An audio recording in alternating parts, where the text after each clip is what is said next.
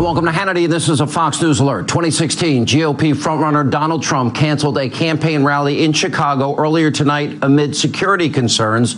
Now, this after violent agitators hijacked what was to be a peaceful campaign rally. Joining us now on the phone with the very latest is Donald Trump himself. Mr. Trump, thank you for being with us. I know this is probably a tough night for you.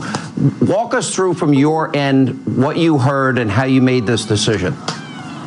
Well, I came to Chicago a few hours ago, Sean, and we have a tremendous group of people and real supporters, amazing people. We had 25,000. We had more than 25,000. And it was going to be an incredible event. And we started to notice that all of a sudden, almost simultaneously, almost like, at a certain time, a lot of protesters showed up. And I guess it was a very staged thing with this Move On organization, which is not a good group of people from what everybody tells me. But so we had a lot of protesters come in, and they seemed to be very disruptive, and they were going into the arena, which was starting to fill up with the people that were coming. And we met with the security, we met with law enforcement, who did, I think, a terrific job. And they really told me it would be best not to go in and do the speech, because if I made the speech, it probably had mixed into the, this very large arena that seats, I guess, about 10 or 12,000 people. We would have had about 15,000 people outside who may have clashed with the people that were standing outside or ordered the protesters. But they said it would be good not to be doing the speech because you would have had clashes and people could have been hurt or worse. And I think, and we've been given credit for this, hopefully we did the right thing, but I think that, frankly, canceling turned out to be a very good decision, because we'll do it another time, probably another place, but we'll do it another time. But we had this tremendous group of supporters come in, and it was so sad to tell them, and they were very sad that they weren't able to see what we were going to do. We're going to have a great rally. And I will say this, stopping our First Amendment rights. I have the right to speak, and they have the right to hear and listen. And we were unable to do that for security reasons. I've said, and it was my decision. I said, look, I don't want anybody to be hurt. We want this to be a nonviolent situation. And I will tell you, the people that I had, the supporters were very angry. They're angry to start off with at what's happening to the country, with the jobs going to other countries, with the horrible situation that we have at the border. I mean, everything we have, nothing works anymore. Nothing in our country works anymore. And they're angry people. And you know what? They're not really angry about just about anything else. They're very secure in themselves, but they are very angry about what's happening with our country. And so on top of everything else, they don't even have the right to go into a pavilion and have a 1 hour rally.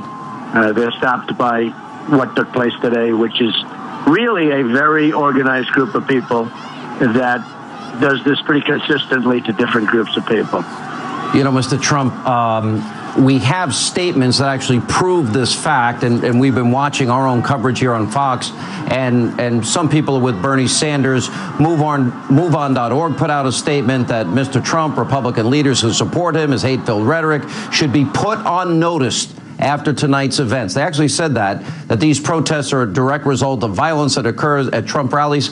Well, I don't see any violence at Trump rallies. And I've been watching and flipping the dial tonight, and somehow people have been trying to flip this on you, some of your competitors, and frankly, some pretty ignorant so-called journalists have been trying to do the same thing, as if you stating your political opinions is responsible for this. And I want to give you a chance to respond to that. We have seen a lot of this before you even got in this race in Ferguson and Baltimore. The murder rate in the city of Chicago is a national disgrace.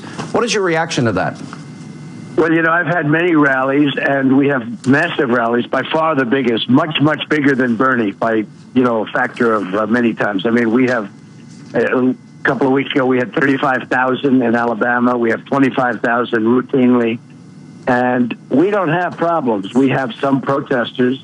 Every once in a while, somebody will stand up. Today, we had a little more than normal in St. Louis in the morning. We had a number of people standing up, and it was fine. Nobody got hurt, but, they had to get taken out. And they're disruptive, and we do the best we can to do a little creative, have a little bit of fun with them. They're out there protesting. I don't know if they're having fun doing it, frankly, but we're very conscious of it, and we're very conscious of the fact that we don't want anybody to be hurt.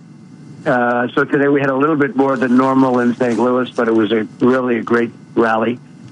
Tremendous turnout, and I mean thousands of people out on the street that couldn't get into a very, very large auditorium. And then I came to Chicago, and we're going to have so many people, at least 25,000.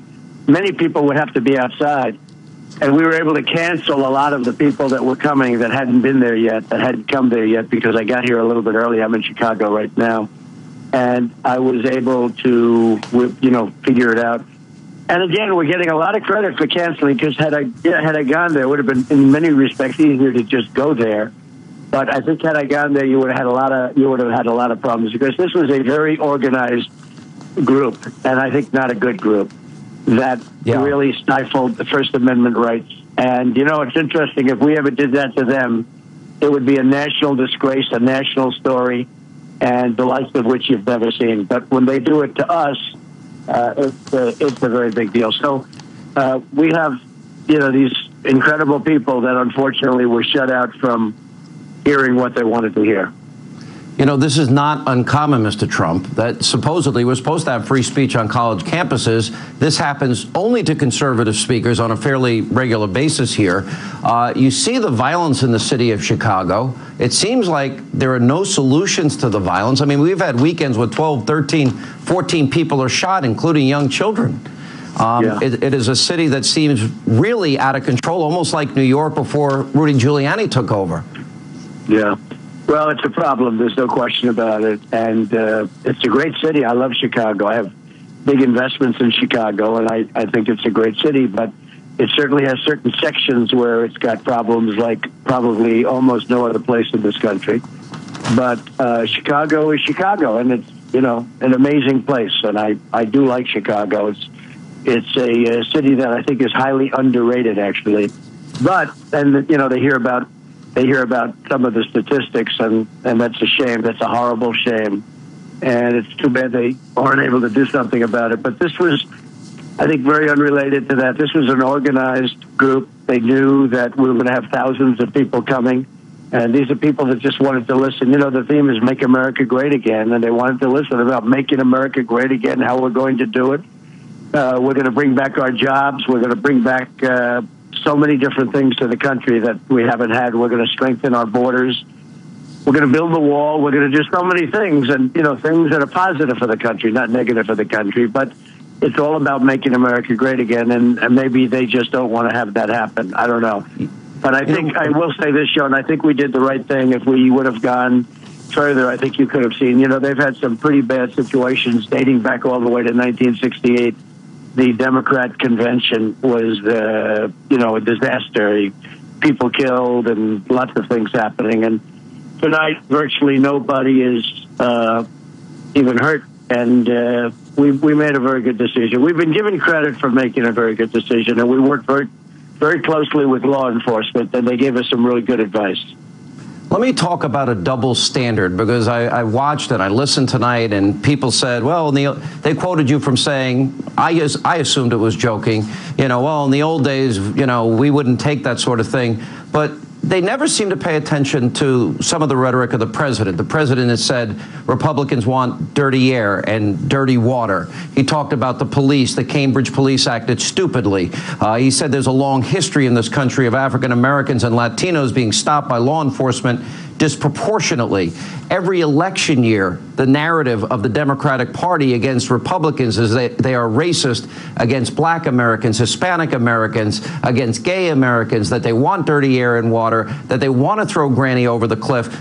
Nobody that I heard tonight trying to blame you for the actions of others has ever been critical of the constant, predictable rhetoric, almost the playbook of the Democratic Party. I've asked you in past interviews, how do you deal with this double standard? How do you deal with that predictable playbook of attacks that you would face if you're the nominee?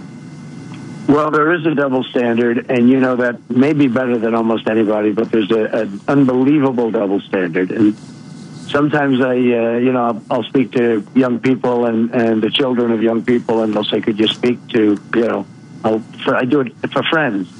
I'll speak to their children, and honestly, it's a lot easier for people in life to be a liberal Democrat, okay? But if you don't believe in that, you can't do it. And it is, you have a double standard like nobody can believe. If this rally, if conservatives and Republicans ever did that to a liberal rally, it would be a national disgrace. It would be all over every paper for weeks. And you can imagine if that ever happened. But with this, it's almost routine. You see this happening all the time. It's like routine, and it's very unfair. I agree with you. Let me ask this, and it's a question that I have asked you a number of times on the campaign. Since the president has gotten into office, millions and millions more Americans are in poverty, millions more on food stamps, millions more out of the labor force. He will accumulate more debt than every other president combined by the time he leaves office. The economic situation is as bad as you described. How much do you think this has created anger in the country, and maybe they're just lashing out in this particular instance because you're such a high-profile candidate? Well, it's tremendous. I mean, first of all, there's tremendous division in the country. If you look at African-American youth, young African-American, 59%, it's inconceivable. It's inconceivable. 59% unemployment rate. And you look at even African-Americans in their prime, 30, 40, 50, the unemployment rate is very high. And, we have an African-American president, and you would have thought that he would have done a much better job for African-American citizens of this country. And he hasn't. And I will, because I'm going to bring back jobs from China. I'm going to bring back jobs from Mexico and so many other places that are just ripping this country apart. Our country is being ripped apart. And let me tell you, this is largely an economic issue, too. You know that workers, hard-working people, middle-class people, haven't had a salary increase effectively in 12 years, all right? So for 12 years, they're making less now in many cases than they made 12 years ago. And it's ridiculous. And there's a lot of anger. There's a lot of anxiety. But there really is a lot of anger from people that are not angry people. And you get everybody together, and you get them in a city like Chicago, and which again is a good city. It's a good city. It's potentially a great city. And a friend of mine who's a very successful guy always found Chicago to be his favorite city. So you get them in a place like Chicago, and a thing like this shouldn't happen, especially to 25,000 people we had coming to this, John. And, we were able to stop many of them from coming, fortunately. It's the wonderful thing about the Internet. But we were able to stop many, many people from coming, or it would have been really a mess. And then you don't know what would have happened. But we were able to do it early enough. And the early cancellation and the cancellation was just turned out to be a very good move, because now things are just about cleared up, and, there's been no damage. What do you say to all those people that in many ways feel that frustration? When I give out statistics, Mr. Trump, and I say, 95 million Americans out of the labor force, 50 million in poverty, 46 million on food stamps, we've doubled our debt, median income down. I know it sounds like a statistic, but these are real people, real lives, real suffering, unnecessarily. It seems to get worse every year, not better. What do you say to those people that maybe are left behind, maybe struggling, feeling the anger, feeling the angst, feeling hopeless maybe in many ways, that might be, drawn into these groups that seem to have agendas? In this case, it was obviously a political agenda. Sean, you know what I say? I say vote for Trump. Vote for Trump. We're going to do a lot of things that are going to make this country much better. We're going to do tremendous things, and one of the things we're going to do is bring back our jobs and bring back our industry, because it's been ripped from this country. It's just been ripped right out of the country. 50,000 manufacturing plants and businesses out of, just taken like nothing, with all the job losses. You take a look at right now, Pfizer is leaving the United States. Carrier is moving to Mexico. Ford is moving its big plants to Mexico. Nabisco is moving its big plant from Chicago into Mexico, and all the jobs lost. And people are disgusted. They're disgusted with their politicians. They're disgusted with our trade deals. They're disgusted with the fact that our military can't even beat ISIS. Can you imagine telling General George Patton we can't beat ISIS? He'd beat ISIS in 2 days. I mean, can you imagine these people? General MacArthur, General Patton, they'd be spinning in their grave right now. They wouldn't believe it. But, you know, we can't beat ISIS. We can't do anything. We can't take care of our vets. We can't have good health care. Obamacare is a disaster. It's got to be repealed. It's got to be repealed and replaced.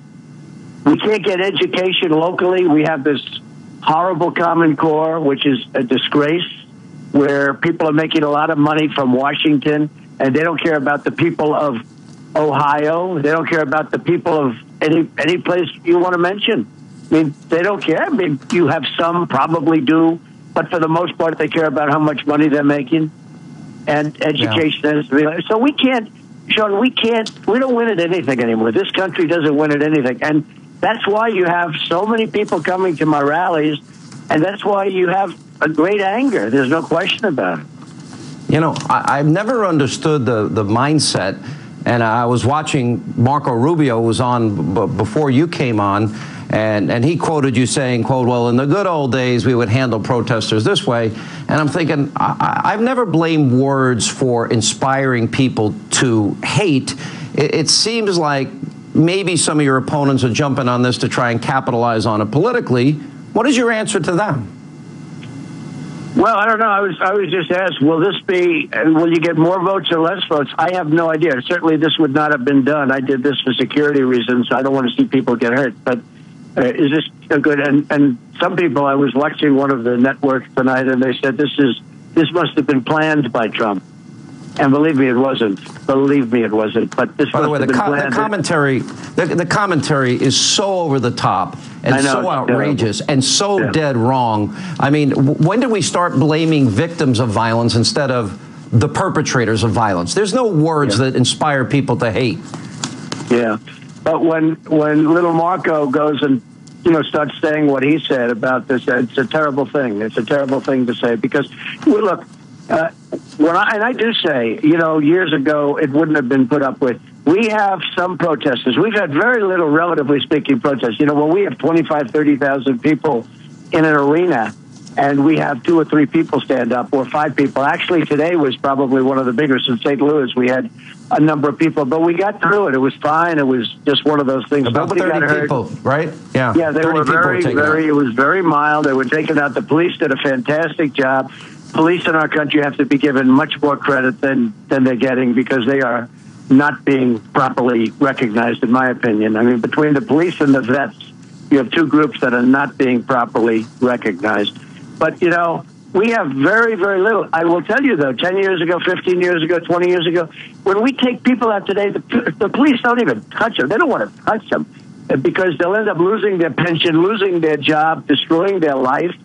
It's brutal today. So it's a very hard thing. And I do say, in the old days, they wouldn't have put up with it like they do right now. They wouldn't have put up with a protester standing up in the middle of a speech in front of thousands and thousands of people and screaming at the top of his or her lungs. And then also, in some cases, being very violent, throwing punches.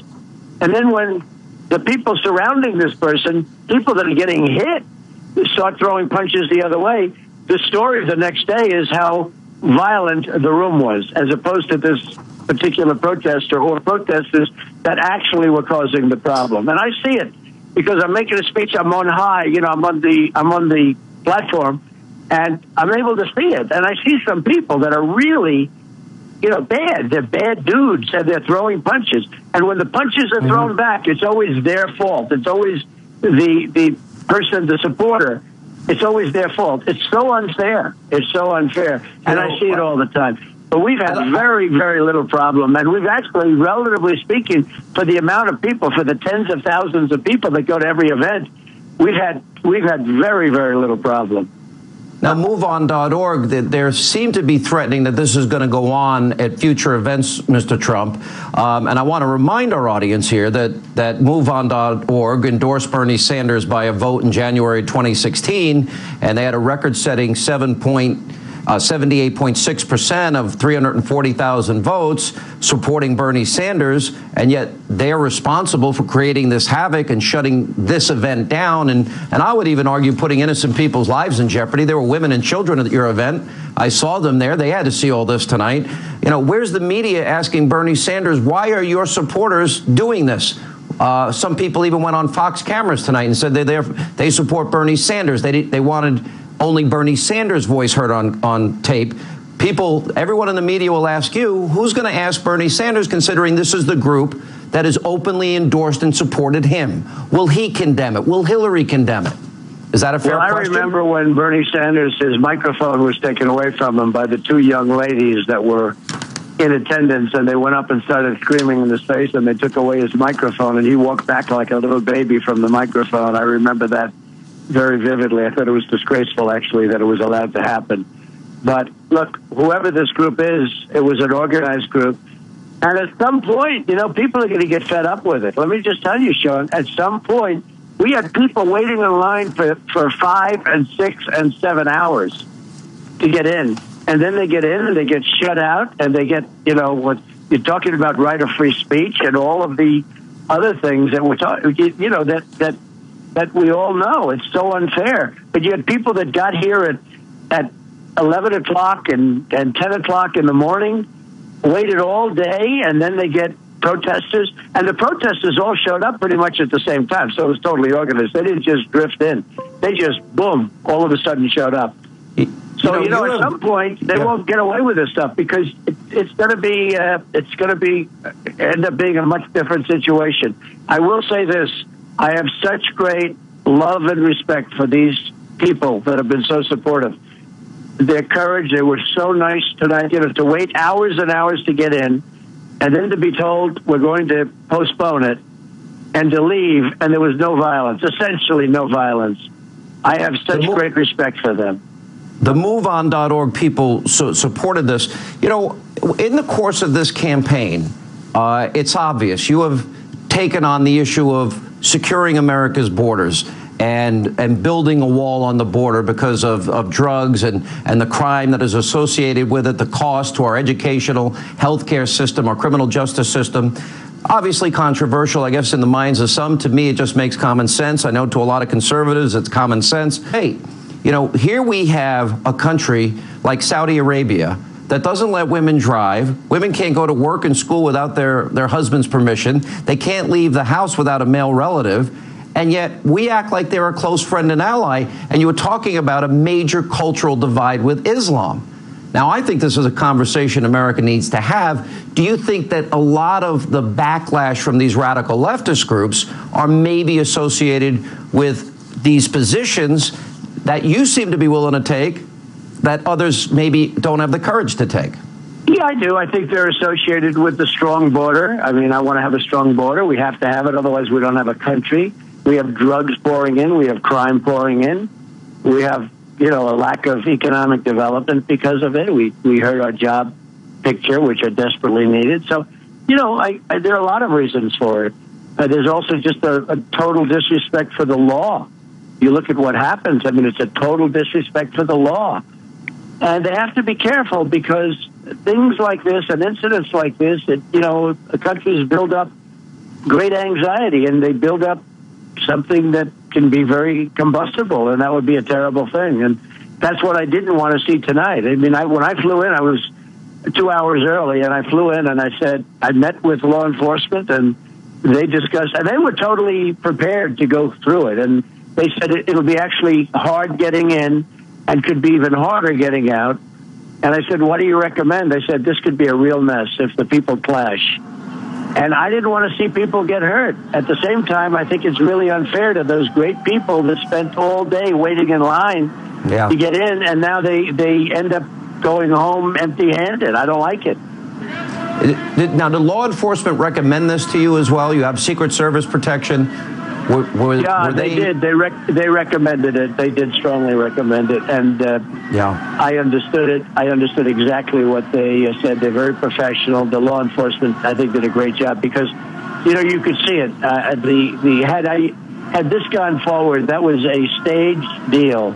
by Move On or whoever might be doing it, but that was a stage deal. Had this gone forward, there would have been tremendous clashes, and a lot of people would have been hurt. So, and now I see the streets are empty. I know I'm watching your show, but it looks like you have a picture from much earlier. We do. We have a picture from earlier. The streets are now empty. If they continue this, Mr. Trump, at future events, what is your? Have you thought about how do you? All these people are willing to come out to your event. I think you're right. They have a right to hear your voice. But if this is going to be an organized, ongoing... I actually think we'll get more people because these people don't want to just take this kind of stuff, Sean. They don't want to take it.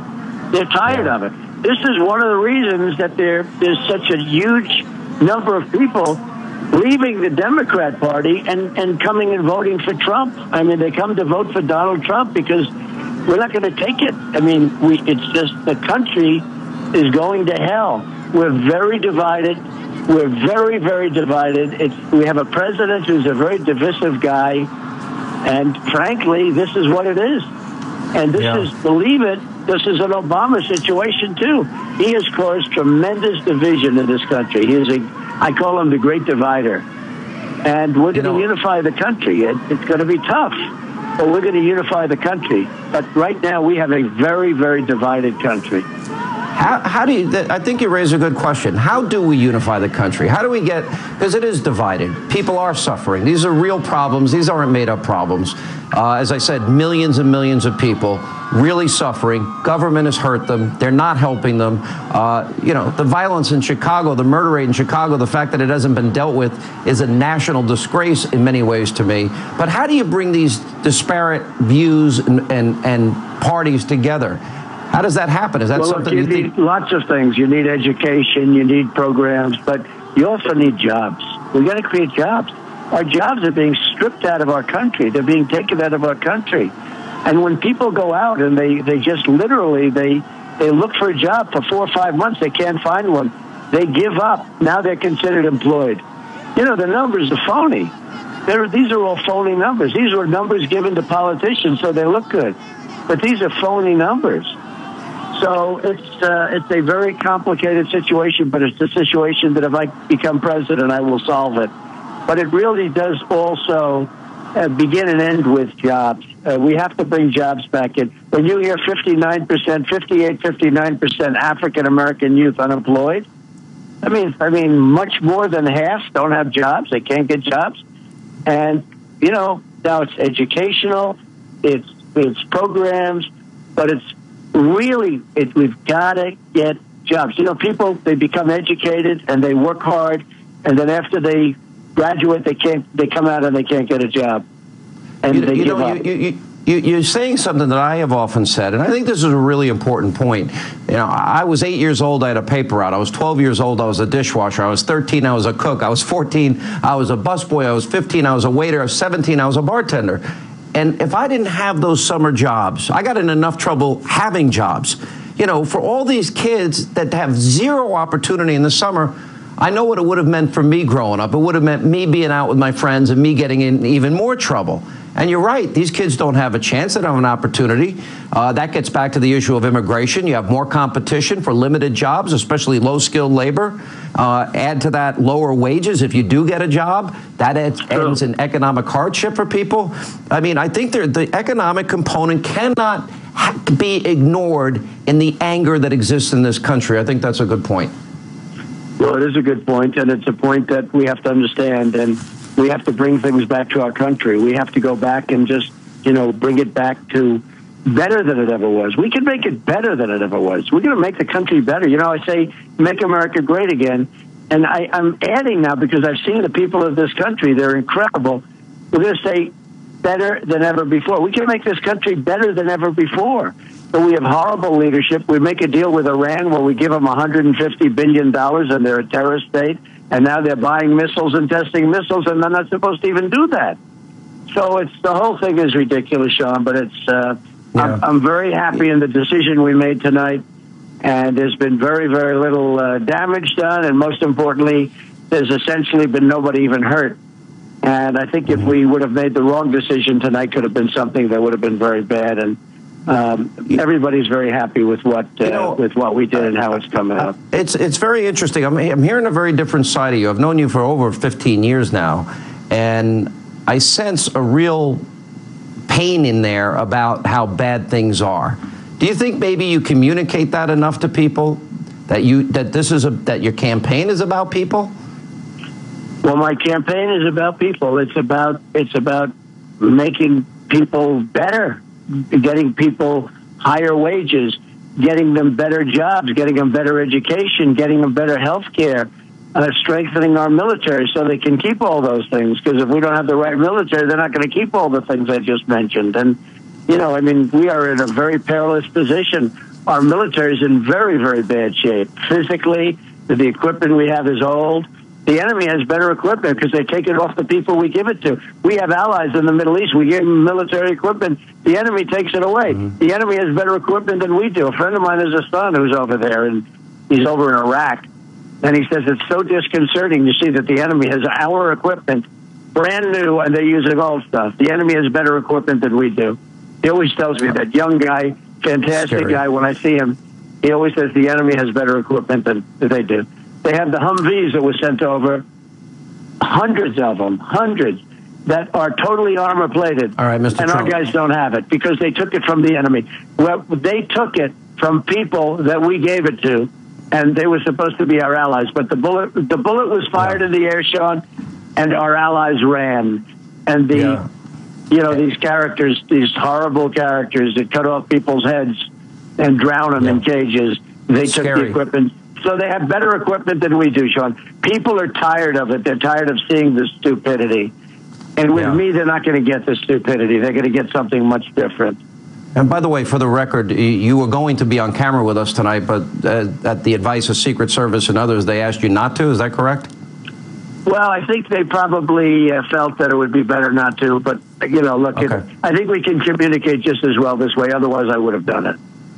All right, Mr. Trump, thank you so much for your time tonight. Okay. And thank you very much, we'll be following the campaign. Thank you. Coming up, we have a lot more reaction tonight of the news out of Chicago. Earlier tonight, protesters forced the Trump campaign to cancel their rally. We have more right after the break as we continue.